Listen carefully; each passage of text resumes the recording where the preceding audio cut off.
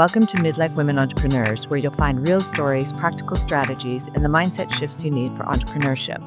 If you've ever felt like midlife was too late to launch a business, write a book, or chase a dream, think again. I'm Lynette Turner, your host, and I'm bringing you inspiring conversations and practical tips to help nudge you forward and keep growing in midlife. So let's jump in. Well, I have Leslie Hocker with me today on Midlife Women Entrepreneurs. Leslie, welcome to the show. Hi, Lynette. I'm so excited to be here, and I'm excited to meet some of your audience and just share some of my life experience. And I can't wait because you do have some amazing life experience. You and I had met through the previous guest of mine. He thought that you and I would make a really good connection. And so we got on this pre-call together and it was like, okay, I love this woman. I'm going to hand the floor over to you, Leslie. Just give us a bit of an introduction and then we'll take it from there. Okay, I'd be happy to. So very quickly, I am the oldest of 5 children, and I share that because I do have a background in athletics in junior high, high school, and swam on a scholarship in college at university.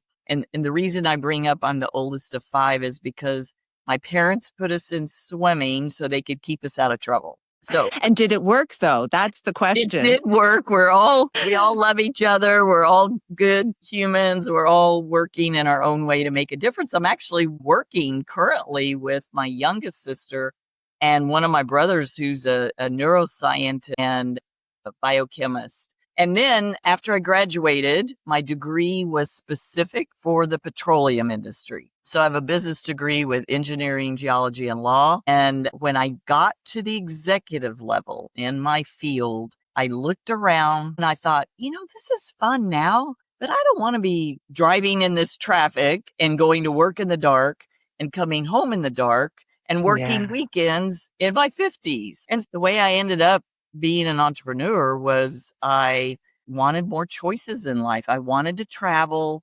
I wanted to spend time with my family. I wanted to make a difference. And no, that's not a cliche. My mother was always volunteering, and with 5 children, she was always serving. I started my journey as an entrepreneur in my late 20s. And I always laugh because sometimes people get intimidated about business because they're like, well, I don't have a degree in business. And I have to laugh because, as you know, or if you're someone listening that has a degree in business, they teach you nothing about working for yourself. They teach you how to work for someone else. I've been on this entrepreneur journey for 40 years.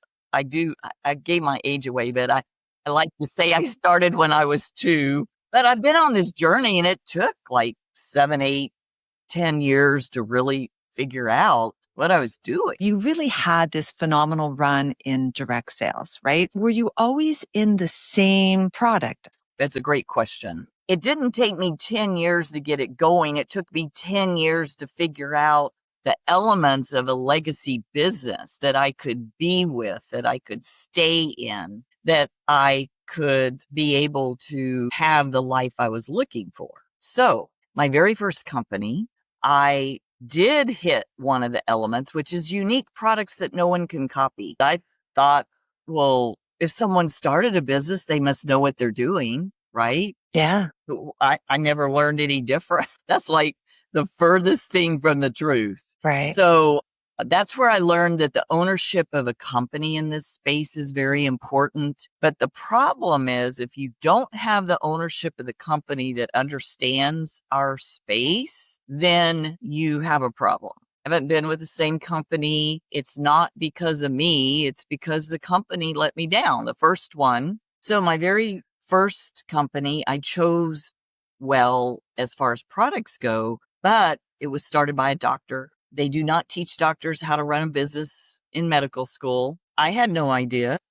As a young woman with a degree in business, I was looking to other people to mentor me. If you're starting a business, you must know what you're doing. Well, that's not true. So the ownership of the company is very key. It should not be someone that's an attorney only or an accountant only. And I'm not denigrating those professions. I'm just saying it has to be someone who's been in the field and has an experience and understands the space of direct sales. The company we novaed the company.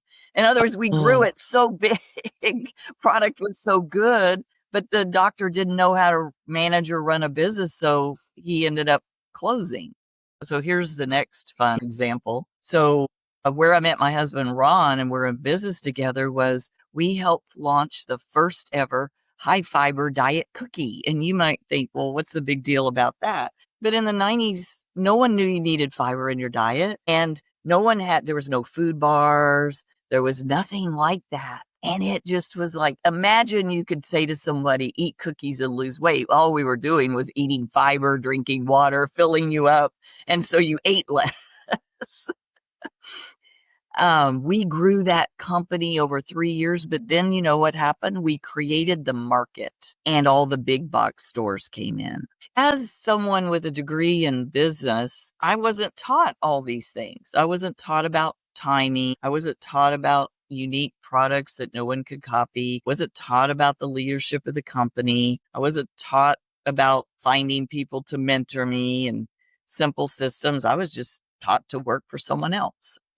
That's what I say. It's been a journey. So there are lots of good products out there in the direct sales space, but that does not make it a good business. And that's what my mission right now is. And for people like yourself who like, hey, I like this space, but what is a good product? I think that's probably what stops a lot of people from getting into the direct sales space, because it's hard to know what's out there. Like, do I Google search? And then for me, I feel like sort of the evolution, that's sort of what you've kind of alluded to, that this direct sales has actually started to evolve as an industry. There's lots of things going on, but it's kind of still comes down to, does it work? Does it work for me?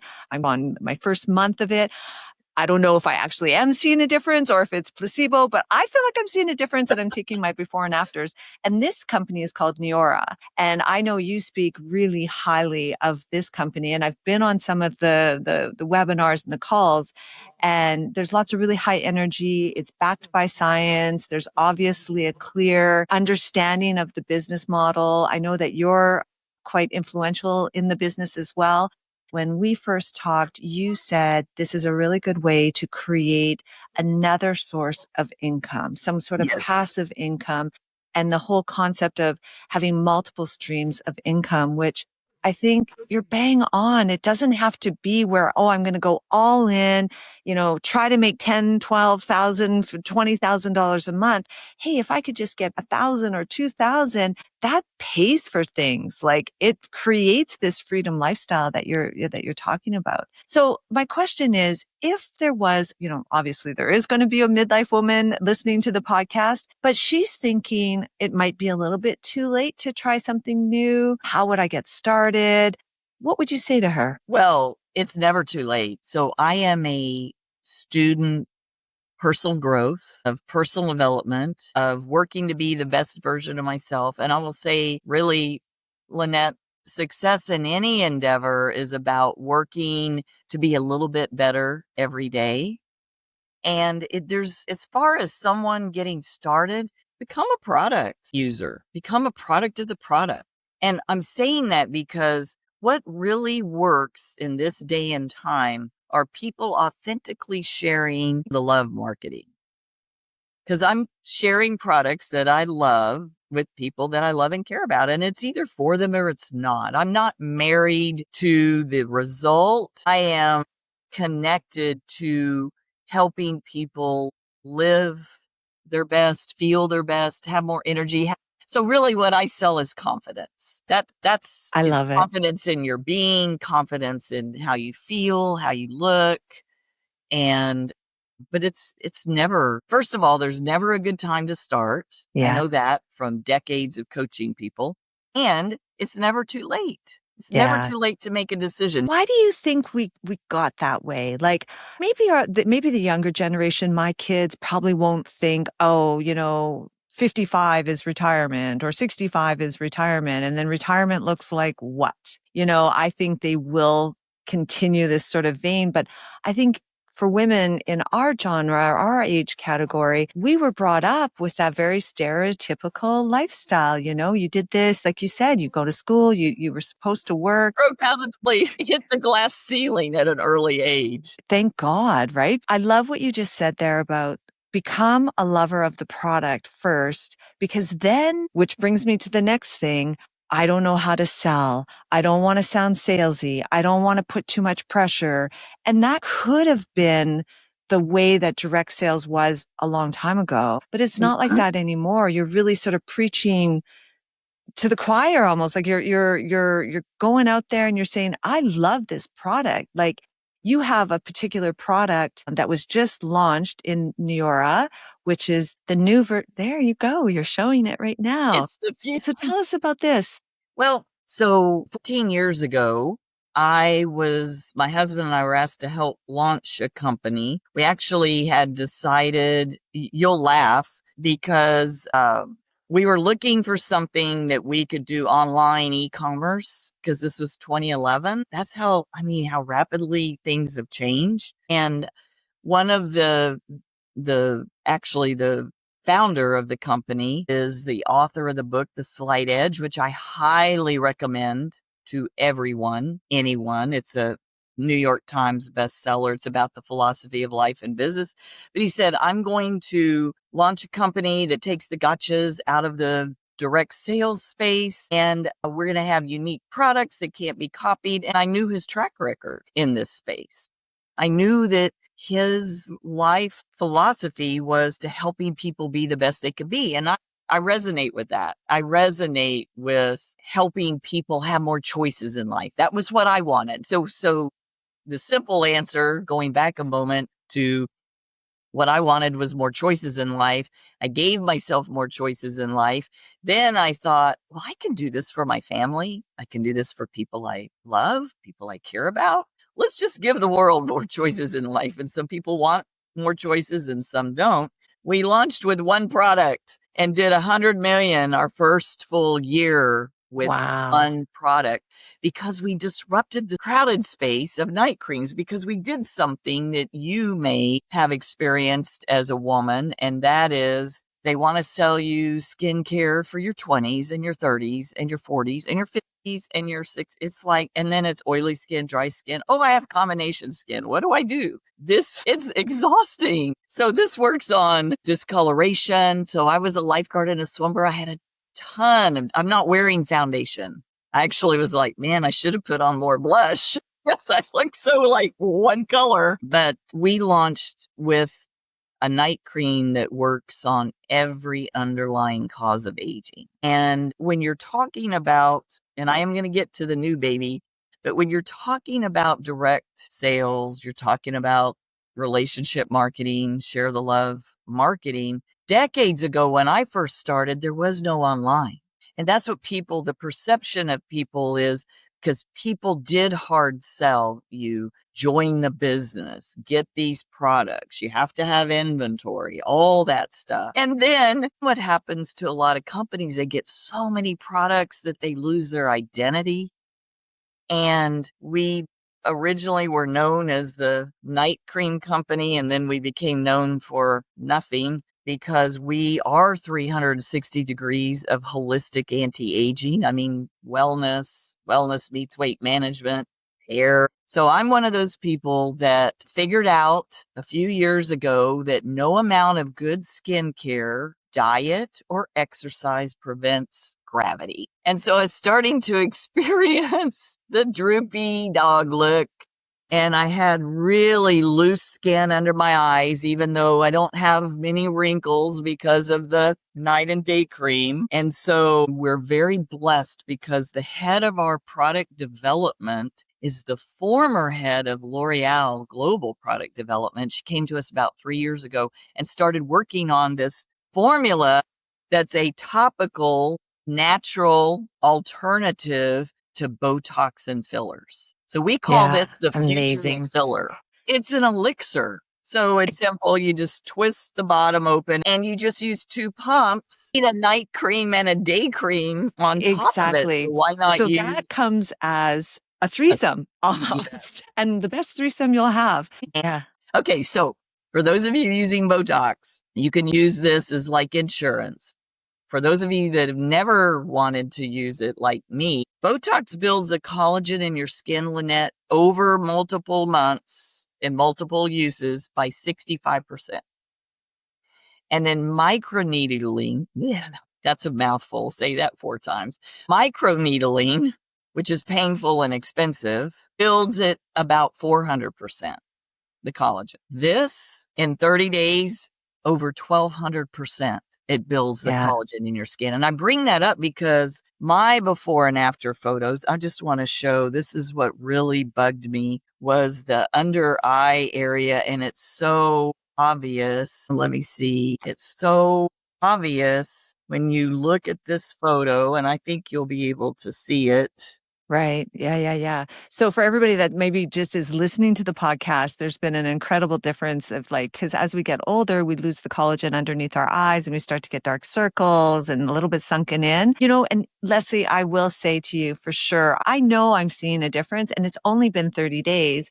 So, and I have done microneedling. The last time I did Botox was well over a year ago, maybe almost a year and a half, 2 years. But I definitely have seen a better tone for sure. And I didn't realize that came from the night cream. So, but Leslie, on our pre-call, you talked a lot about just sort of being in the right mindset, doing some energy work. You and your husband, I believe, have a energy coach. We Like do. what? Yeah. So what led you to that decision? And then really, how did it shift your business or even life perspective? Well, one of the things that I learned probably 30 years ago is, and I was having success and I was growing, but I wasn't growing the way I thought I should be growing. And one of the things that I learned is that your business will never be any bigger than you are.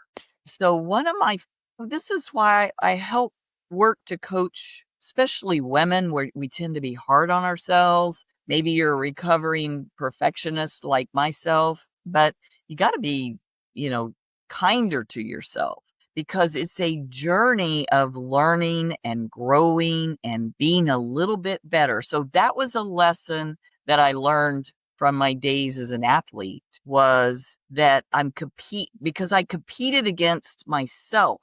Whenever you're swimming a race, you're competing against your best time. That's really what you're doing. You're going out there to do your best, to be your best, and you're competing against your best time. Yes, there's other swimmers in the lane, and yes, if you beat them, that's yay.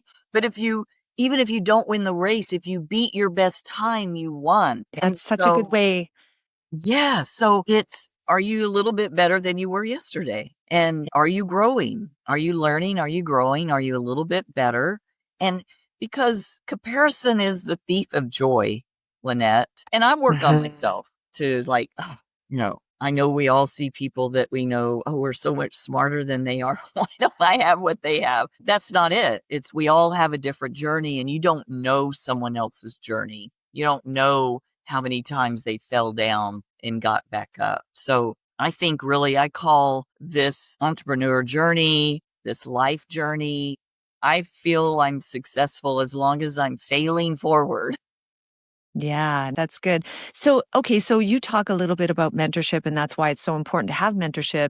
I know throughout your life have been involved with some pretty heavy hitters, the Jim Rowans of the world. What do you think is especially important for midlife women to get mentorship and to be in rooms where there's that community of really building, I guess, their confidence, as you say? I think that's what I love the most about Neora is our culture of people helping people. And I'll come back to your question. And the reason I want to say that is that I talk to people all the time who will say to me, oh, I tried that. Like they tried direct sales. And the very first question I ask them is when they say that, like, I've been there, done that, tried it, didn't work. My question is, did you have a mentor? And literally 100% of the answer is no. Like they didn't know they needed one. And I don't think, I'm guessing we're not taught that in school. I just figured it out early on because I thought I knew it all. And 6 months in, well, maybe I'm a slow learner. I don't know. 6 months in, I was like, this isn't working for me. Maybe I better find someone to coach me that is having success. So maybe that came from the background as an athlete. But I think it's always important to collaborate. So if you're listening to this and you're already in a company, then find people to collaborate with, not just in your company or not just in your team, but that's what I was doing in BAMP, was people from all over the world, different companies, 6 or 7 figure earners, and sharing what is working for us, what's not working, things we want to learn about. One of the fun things that I learned and that we can maybe share another time is one of the guest speakers. He has a book coming out called Drive, and it's about what drives you. So I'll share with you what I learned. It'll make sense. There's 5 drives, and what he was sharing with us is we tend to sell, communicate, all the things in our whole life, private, business, one area. Mine is a relator. I like Okay. relationships. I like people. I like being around people. I like helping people. I like making a difference. That's actually on the list. So it's not a cliche for me. I was like, phew, I've been saying this, and then my second driver is as an executive, which is that personality type. I think is like a Elon Musk type, which is a get it done and systems and all of that. It's just learning about what's working for others and then taking it and making it work inside what you're doing and just learning and growing. Really, anyone who's been successful or is successful in life, they're a lifelong learner. That Yeah. is true inside the direct sales space and true outside the direct sales space. And I always think of it as I'm curious. Yeah. That's the child part of me that as a kid, when you always asked, why? And your parents told you, quit asking why. But just being curious and enjoying learning in the journey. Exactly. So knowing like you've been there, you've seen it, you're still coaching, you're still in the business. What do you wish more women in general understood about their own power? I think the biggest challenge women have in direct sales is you're working with people that need it, not want it. And by that, I mean, it's important to work with those that want to be better. I love everyone. Don't get me wrong. I work with people that just love being with the community and love learning about personal growth and love learning how to be an entrepreneur. And I've actually coached people inside my company that went on to start traditional businesses and had a lot of success. Or use the money that they made from direct sales to open a traditional business. And I have to learn to not judge. So don't judge others and don't judge yourself. Find someone to mentor you and coach you, because when people go off and start open a restaurant, someone they're on their 7th now successful restaurant. But when they first did that, I'm thinking, oh my goodness, I don't want to do that, but it's not about me. And so, I think the thing that I would coach women is find someone that likes to have fun, is willing to help be a partner, and be willing to be coachable and teachable and follow a simple system until you get your rhythm. Exactly. I love it. So I have 2 more questions for you. One, when you were talking about find somebody to collaborate, what do you think collaboration really means? So let's say I'm not in direct sales. I have my own business. Let's say I'm a business coach, a life coach, something like that. What does it mean when you say find somebody to collaborate with beyond mentorship? So it's the best example I can give is have you ever noticed that McDonald's and Wendy's build their stores right next to each other? No, I never noticed that actually. Well, here in the States, that happens all the time, where you'll have multiple different steakhouses or restaurants or businesses close to each other, because for me, it's about, so if you're a coach or a consultant or maybe a small business owner of some other type, I will say that to me, network marketing is big business, because you're building a network. While I'm sleeping, our team in Asia is working. And while they're sleeping, I'm working. But the collaboration part comes in as giving people referrals. I've referred people to other companies that have good products that I think that they could use for whatever solution they're looking for, because basically I'm a solutionist. Yes, as far as building the business, you mentioned multiple streams of income, but really the goal in direct sales and network marketing is to build a business with one company, unless you're an influencer and you're just selling products. Build a network with one company and then use the money and invest it in multiple things. And I do think we could have a whole conversation about this, that women tend to not think that way. So for collaboration is referring business, hey, this is working for me, or suggesting various different things that someone could do to grow their business. It really is Yeah. a spirit or an attitude of service, of Yeah. helping each other to get where we want to go. That's a great answer. I love it. Okay, the final question I have for you, other than where to contact you, is you talked about 5 tenets. Like there's 5 things that you believe in. Tell me, what are the 5? Rattle them off, and why are they important? Unique product that cannot be copied, because if you're spare time, part-time, full-time mom, full-time wife, full-time job, whatever, you cannot compete with the big box stores, and you don't want to have to explain to someone why they can buy it through you versus blah, blah, blah. So unique products that cannot be copied, so that 10 years from now, it's like, there's 3 different formulas in here. This cannot be copied from 2 different science-backed groups. So that's number 1. Number 2 is timing. 59% of women that get injections wish they didn't have to. And it's the fastest growing space in the beauty market. I had no idea. 20-year-olds are getting Botox. And so now we're learning all kinds of reasons why you shouldn't, and the long-term effects. And so this is a natural topical alternative. So timing, because we're a market disruptor. Just like with the night cream, we disrupted the space by giving one product that worked on everything. Right. So this goes under that for the collagen, for the, Okay, and so what's number 3? What's number 3?